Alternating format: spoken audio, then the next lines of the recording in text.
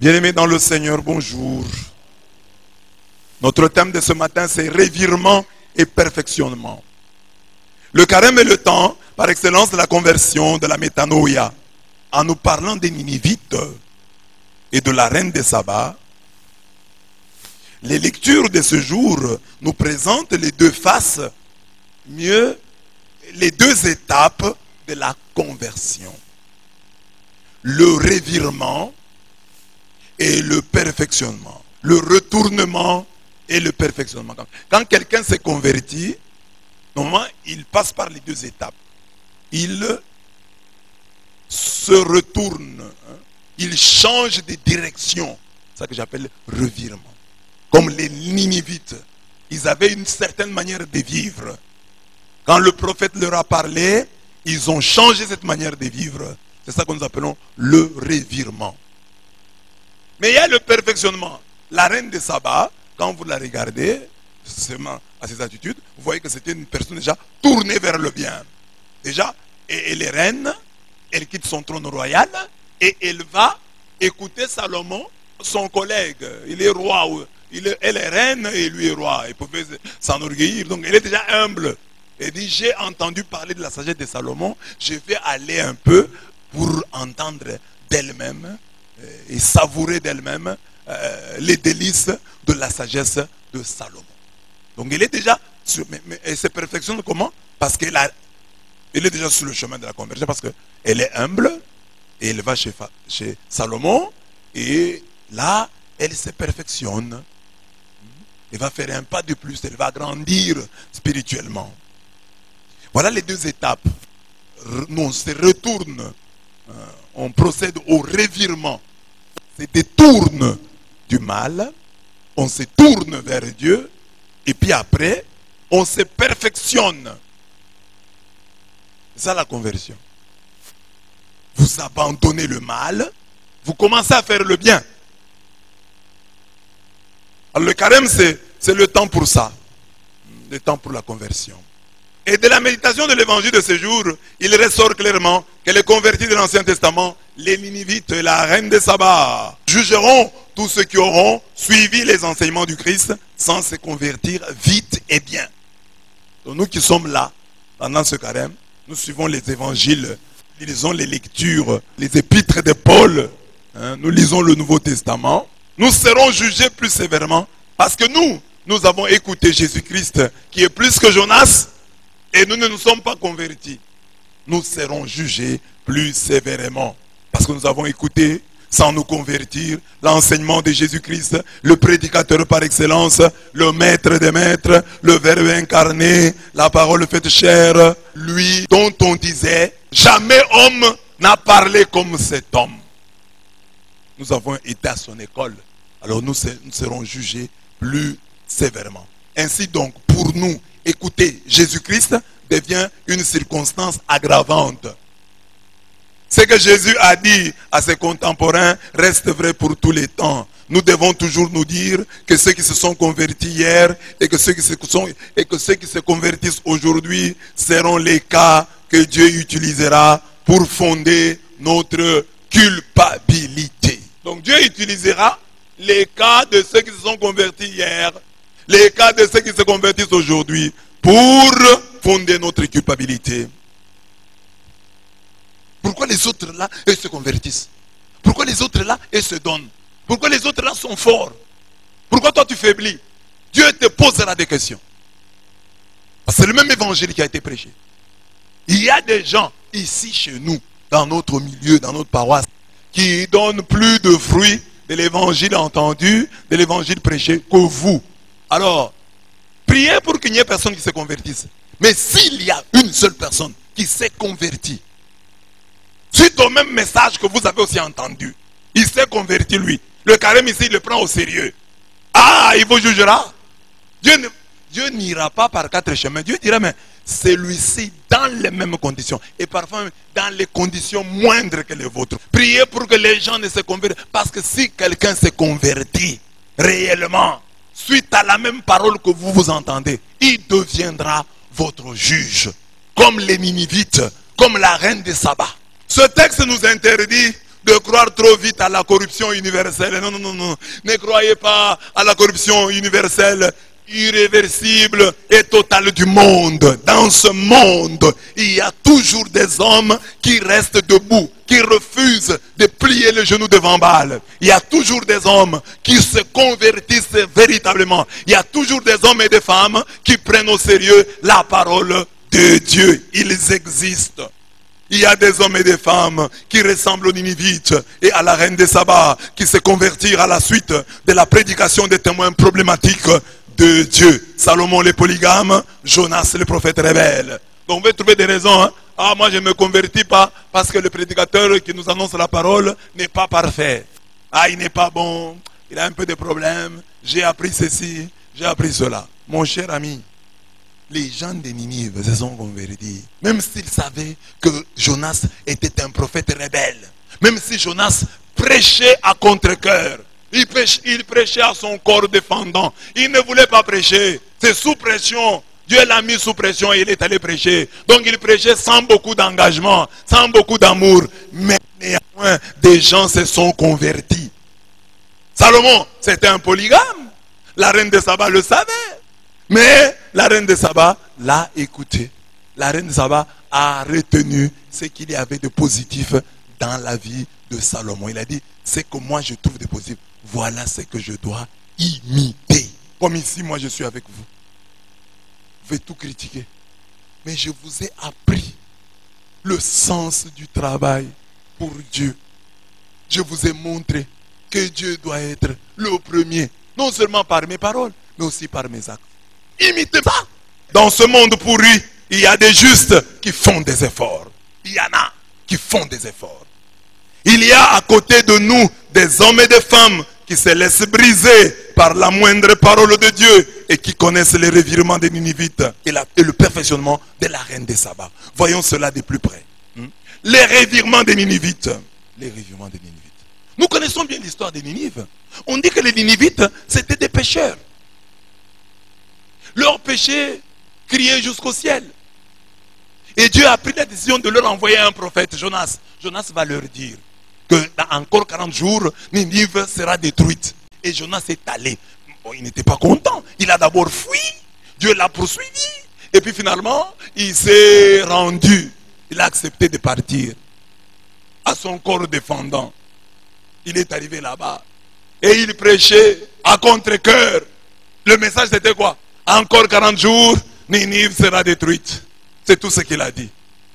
Je pense qu'il le disait à voix basse, fâché, énervé contre Dieu. Il ne prêchait pas comme moi. Il n'avait pas de micro. Il ne donnait pas aux Ninivites un support comme je vous en donne. Lui, il parlait. Encore 40 jours, Ninive sera détruite. Il n'a donné aucun autre verset de la Bible. Il précisait encore 40 jours, Ninive sera détruite. Les gens pouvaient lui demander, c'est écrit où dans la Bible? Il n'avait même pas de référence. Encore 40 jours, Ninive sera détruite. C'était une prophétie, une révélation qu'il venait de recevoir de Dieu. Et il l'a donné. Il l'a délivré là-bas. Il l'a donné. Et ces gens-là ont dit, ils ont entendu ça. Et puis, le comble, c'est qu'il est allé chez des étrangers. Il leur a parlé en quelle langue? C'est tellement qu'ils parlaient mal leur langue, ou ils parlaient dans sa langue. Et eux, on cherchait des interprètes. Parce qu'ils parlaient des langues différentes.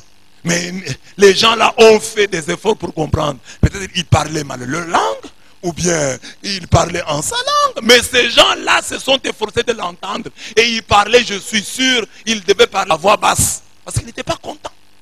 Mais ces gens-là, malgré cette difficulté, un prophète étranger, parlant une autre langue ou parlant mal notre langue, prêchant la parole à contre-cœur, et les gens se sont convertis.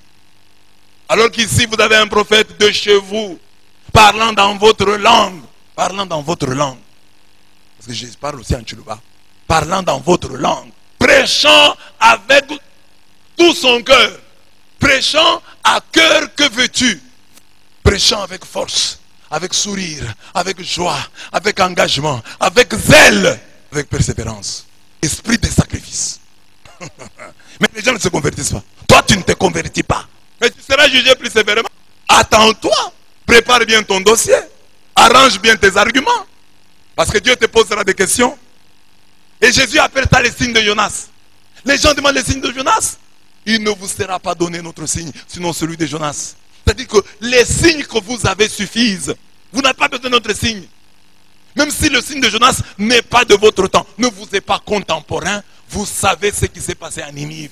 Des gens se sont convertis alors que quelqu'un leur prêchait à contre-cœur, à son corps défendant. Ne demandez pas à Dieu des signes. Dieu vous en a donné assez. Convertissez-vous au contraire. Vous avez assez de signes. Oh, cet enseignement, je ne l'ai pas compris. Mais les enseignements que tu as compris, qu'en as-tu fait? Cet enseignement n'était pas clair. Mais les enseignements clairs, qu'en as-tu fait? Cet enseignement était trop long. Mais les enseignements courts, qu'en as-tu fait? Tu t'es vraiment converti? Est-ce qu'on peut parler, on peut dire que ta conversion est un revirement, un changement brusque, un changement soudain, un changement notable, un changement complet dans l'attitude, l'opinion, les dispositions de quelqu'un? Tes dispositions à toi, que ton changement là est brusque, il est soudain, il est notable, il est complet dans l'attitude, dans l'opinion. Hein? Tu as changé, tes attitudes ont changé, ton opinion a changé, tes dispositions ont changé. Est-ce que ta conversion est-elle un virage à 180 degrés? Est-ce un demi-tour? Est-ce une volte-face? Est-ce un renversement? Est-ce un retournement? Est-ce un changement en sens contraire? Les Ninivites ont fait ça. Tout ce que dit, volte-face. Donc ils allaient comme ça. Et quand on leur parle, pan, ils n'ont pas fait ça. Ils n'ont pas fait ça. Changez de chemin. Ils ont changé de chemin. Changez de chemin. Ils ont changé de direction. Ils n'ont pas dit, bon, je garde la même direction, mais bon, j'ai changé un peu de chemin. Changer de direction, ils ont changé. Changer de direction. C'est comme ça que nous nous convertissons. Changer de direction. Donc je venais comme ça. Notre conversion, nous, c'est ça. Changer de direction.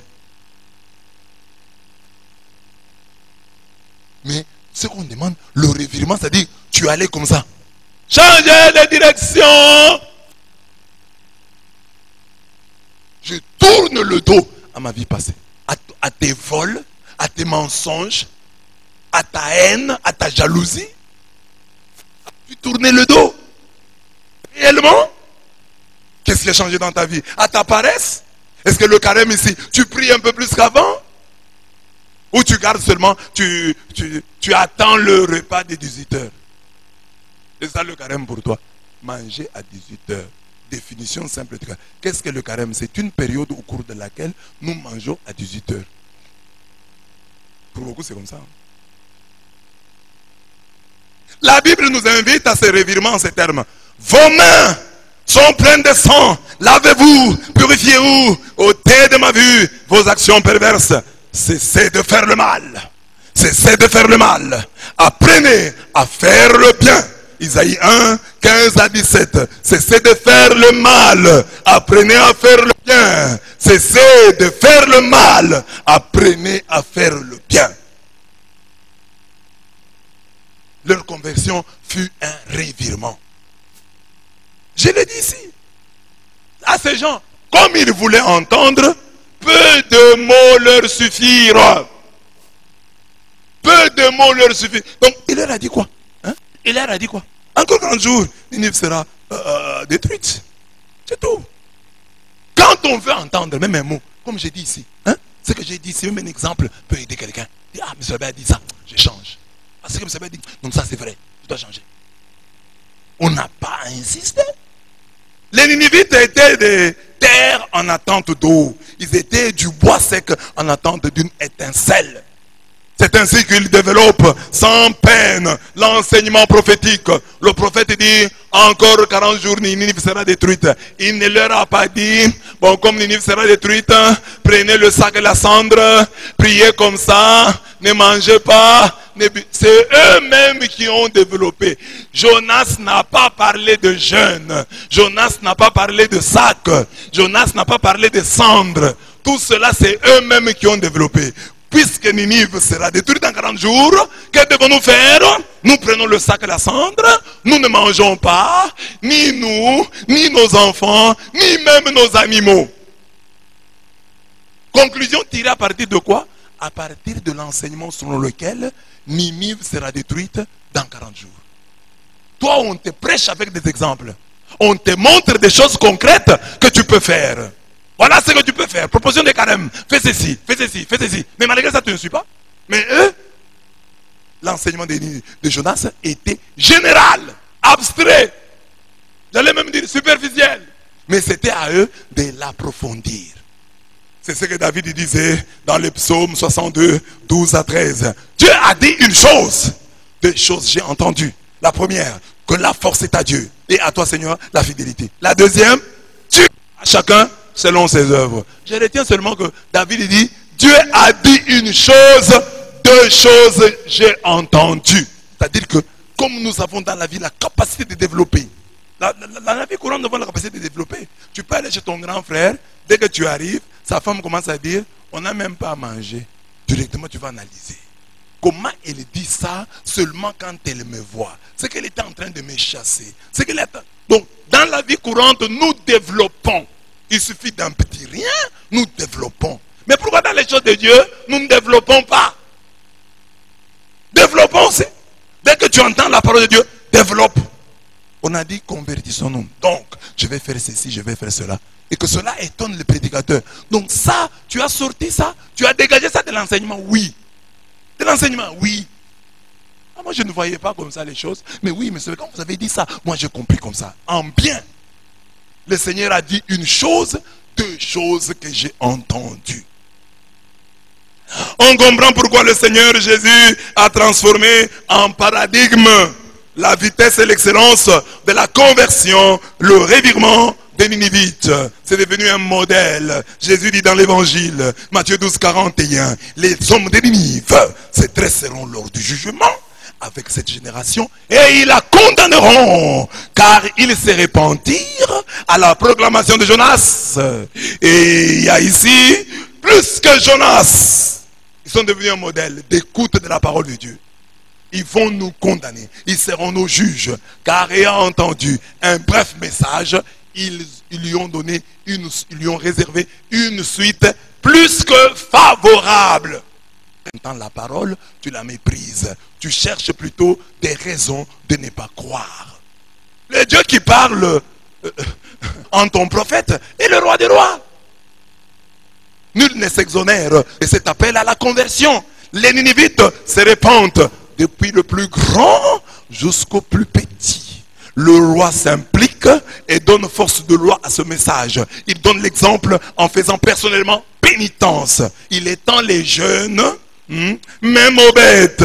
Il approfondit la pénitence à la privation alimentaire et à l'habillement des pénitents. Il ajoute de fortes prières. Le changement de conduite et l'espérance de la miséricorde divine. Donc, le roi, même le roi s'incline devant la parole prophétique. Si tu es roi ici, le roi de Ninive te condamnera parce que lui, il s'est converti. Il a appris de ces sujets qu'il y avait un prophète qui est venu ici et qui a dit encore 40 jours, Ninive sera détruite. Un vrai roi, il pouvait dire, faites-moi venir ce prophète-là. Prophète, qu'est-ce que tu es en train de raconter? En prison. Non. Il n'a même pas fait venir Jonas pour l'entendre de ses propres oreilles. Il pouvait dire, peut-être les gens me racontent des histoires, je voudrais l'entendre lui-même. S'il a le courage de me dire ça à moi, le roi, que Ninive, ma ville, sera détruite. Il a cru, tout roi qu'il était, en ce message qui était donné sans preuve par un prophète étranger, parlant mal sa langue ou parlant en sa langue. Et le roi de Ninive s'est converti. Il a même ajouté aux jeunes. Il a dit non, non, non. Les jeunes n'est pas seulement réservé aux hommes. Étendons-le aux animaux. Ne faisons pas seulement le jeûne alimentaire et les jeûnes vestimentaires. Allons plus loin. Faisons de fortes prières. Ça, c'est venu du roi. Faisons de fortes prières. Et il dit, échangeons. Les autres, c'était seulement le jeûne. Ne pas manger. Ne pas boire. porter le sac et la cendre. Mais lui vient dire non, non, non. Il faut de fortes prières. Il faut que nous changions de conduite. Et il faut que nous espérions la miséricorde divine. Ça, ce sont les ajouts du roi. Alors toi, tu es ici à l'église. Tu gonfles. Qui es-tu? Qui es-tu, mon frère, ma soeur? Tu n'es rien. Humilie-toi sous la puissante main de Dieu. Humilie-toi. Tu es peut-être roi chez toi, roi au travail, mais chez Dieu tu n'es rien. Tu n'es absolument rien. Humilie-toi. Le Dieu qui te parle là, c'est le roi des rois, le seigneur des seigneurs. Ça, ce sont les Ninivites. Revirement, retournement. Grâce à une brève, une petite homélie, un petit sermon qui les a convertis. C'est même pas un sermon, une phrase, une prophétie. Encore grand jour, Ninive sera détruite. Mais toi, parfois, on donne des conseils, on cite ton nom, on revient sur le même sujet, on emploie des termes, on cherche des images, on va dans l'histoire, puiser dans ta coutume, dans ta tradition, on puise des histoires. Amen. Amen. Reine de Saba. La reine de Saba, je l'ai dit, je peux juste résumer. Elle est déjà reine, elle a de l'argent, elle a de la renommée. Elle est connue, elle est fameuse, mais elle entend parler de la sagesse de Salomon. Elle se déplace, elle quitte son Éthiopie natale. Elle fait à peu près 5000 kilomètres pour venir écouter la sagesse de Salomon. Et quand elle l'écoute, elle ne la méprise pas, cette sagesse. Elle l'admire, elle fait des déclarations. Elle déclare heureux ceux qui entendent Salomon, ceux qui sont chaque jour en sa présence. Donc c'est une personne, une bonne personne, cette reine de Saba, alors qu'elle n'était pas juive, alors qu'elle était une païenne. Écoutez ce qu'elle dit.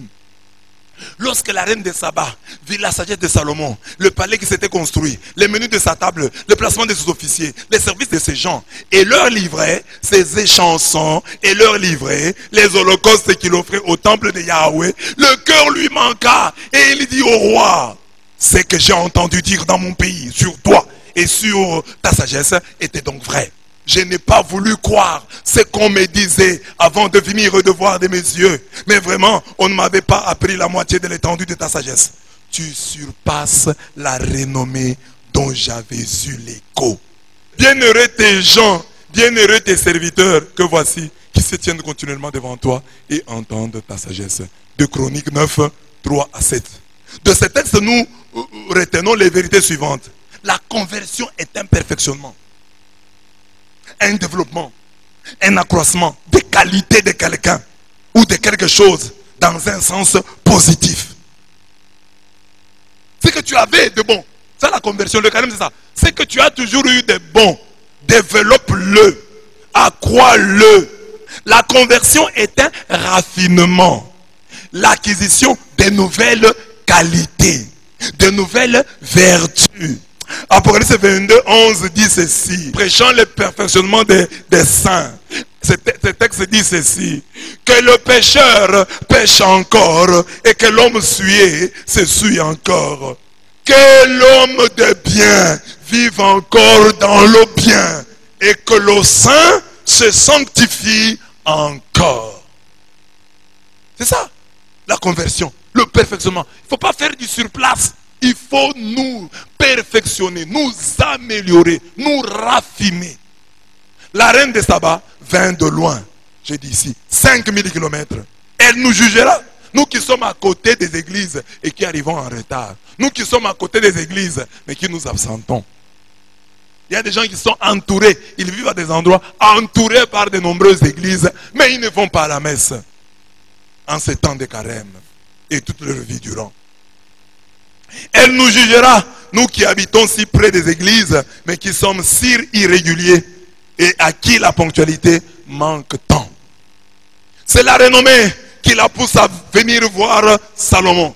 Elle n'est pas déjà conquise, mais elle vient éprouver la sagesse de Salomon par des énigmes. C'est une femme spéciale, une chercheuse de vérité. Elle vivait déjà 1 Jean 4, 1. Bien-aimé, ne vous fiez pas à tout esprit, mais éprouvez les esprits pour voir s'ils viennent de Dieu. Car beaucoup de faux prophètes sont venus dans le monde. Elle nous jugera, car nous manquons souvent de discernement et que nous croyons à n'importe quoi. C'était une femme, mais elle a cru en Salomon qu'après l'avoir entendu, qu'après avoir vu sa sagesse. Mais il y a des mamans qui sont naïves, qui croient à n'importe quoi. Cette maman, la reine de Saba, nous sommes au mois de la femme, elle avait le discernement. Maman, ce n'est pas parce que vous êtes une femme que vous devez manquer le discernement. Vous êtes une femme, ayez le discernement. Examinez toutes choses, retenez ce qui est bon. Éprouvez les esprits pour voir s'ils viennent de Dieu. Ne croyez pas tout ce qui s'est dit. Elle ne vint pas voir Salomon les mains vides. Elle vint avec des offrandes. Elle lui amena de très grandes richesses, des chameaux chargés d'aromates, quantité d'or et de pierres précieuses. La reine de Saba jugera ceux qui viennent voir le plus que Salomon les mains vides. Aucun ne se présentera les mains vides devant Yahweh. Se présenter les mains vides devant Jésus, c'est lui donner une offrande qui ne nous coûte pas. Comme David parlant à Araouna, chacun doit pouvoir dire, je ne veux pas offrir à Yahweh mon Dieu des holocaustes qui ne me coûtent rien. La reine de Saba vient avec des offrandes.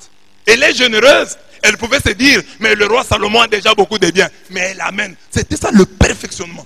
Donc, elle était déjà sur un bon chemin. Mais elle a aussi des qualités qui peuvent nous interpeller. Les Ninivites nous interpellent dans leur conversion. Mais elle nous interpelle dans son perfectionnement. Déjà, c'était une bonne personne. Toute reine qu'elle était, elle est humble. Et elle vient apprendre auprès d'un autre roi. La reine de Midi est très honnête. Lorsqu'elle voit la sagesse de Salomon à travers ses œuvres, elle ne tarit pas d'éloges à son endroit. Comme une enfant, elle s'exclame devant le beau, devant le fort, devant le vrai, devant le bon. Elle dit quoi? Tu surpasses la renommée dont j'avais eu l'écho. Nous sommes des chrétiens et nous avons des difficultés pour reconnaître les mérites des autres. Mais elle vivait déjà, Philippiens 2, 3, que chacun, par l'humilité, estime les autres supérieurs à soi. Si nous ne voulons pas qu'elle nous juge, faisons donc comme elle, qui toute reine qu'elle était, fit des kilomètres pour écouter la sagesse de Salomon. Elle pouvait s'enorgueillir et dire, qu'est-ce que Salomon peut m'apprendre? Il est roi, je suis reine. Il peut avoir le complexe de la femme en ce mois de la femme. C'est au contraire lui qui doit venir vers moi en ce mois de la femme. Que dire de nous autres qui sommes pauvres et n'avons aucune charge publique, mais qui sommes si lourds pour chercher la sagesse de Dieu? Cette reine était déjà dans le bon. Elle n'était pas aussi méchante que les Ninivites, mais elle vint auprès de Salomon pour se perfectionner, ajouter un plus à ce qu'elle avait et était déjà. La reine de Saba. Quelle honnêteté! Quand elle voit le bien, elle le clame, elle l'acclame, elle le reconnaît. Ça c'est bien, même si ça vient de mon ennemi. C'est ça l'esprit chrétien. Les chrétiens doivent être capables de reconnaître le bien. La reine de Saba, qui était une païenne, elle vint et vit la sagesse de Salomon. Elle reconnut. C'est-à-dire, elle reconnut que Salomon l'a dépassé. Salomon était plus grand qu'elle. Elle l'a reconnu sans embâche. Sans embâche. Elle l'a reconnu. Mais nous sommes des chrétiens là. Tu vois le bien, tu refuses de reconnaître. Non, ça c'est bien. Ça c'est bien. Tu es de l'opposition. Reconnais le bien qui s'est fait au niveau du pouvoir. Tu es du pouvoir. Reconnais le bien qui s'est fait au niveau de l'opposition. C'est ainsi que nous bâtirons un Congo nouveau. C'est ainsi que nous bâtirons un christianisme nouveau. Et aujourd'hui, le passage du jour. On nous dit que Satan n'est pas divisé contre lui-même. Mais nous, les chrétiens, nous sommes divisés contre nous-mêmes. Jésus a prié, Jean 17, 21, Père, que tous soient un, afin que le monde croie. Mais nous, les chrétiens, nous faisons tout pour nous diviser. Même quand quelqu'un nous dit, je suis l'un de vous. Non, tu n'es pas l'un de nous. Jésus a dit, qui est pour nous n'est pas contre nous. Qui est pour nous? Il chasse les démons. Oh mon, laissez-le. Il est de nôtre. même s'il ne prie pas avec nous, même s'il n'est pas dans notre assemblée, pour autant qu'il cite le nom de Jésus, c'est quelqu'un de nôtre. Vous devez être ça, l'esprit qui devait nous animer. D'abord, premièrement, j'ai toujours expliqué que moi, si j'ai fait de la polémique, c'est parce que j'ai rencontré en face de la polémique. Alors j'ai compris que à quelqu'un qui veut polémiquer, si tu l'amènes sur le chemin de la paix, vous n'allez pas comprendre. À un polémiste, vas-y avec la polémique. Polémique contre polémique, après, vous irez maintenant chercher la paix. Mais si lui vient avec la polémique, toi tu lui présentes la paix, il va penser que tu es faible. Il faut, quand il vient avec des arguments, tu lui répondes, tu l'attaques. Alors après, s'il comprend, il va devenir humble et puis après, vous allez vous retrouver dans l'essentiel.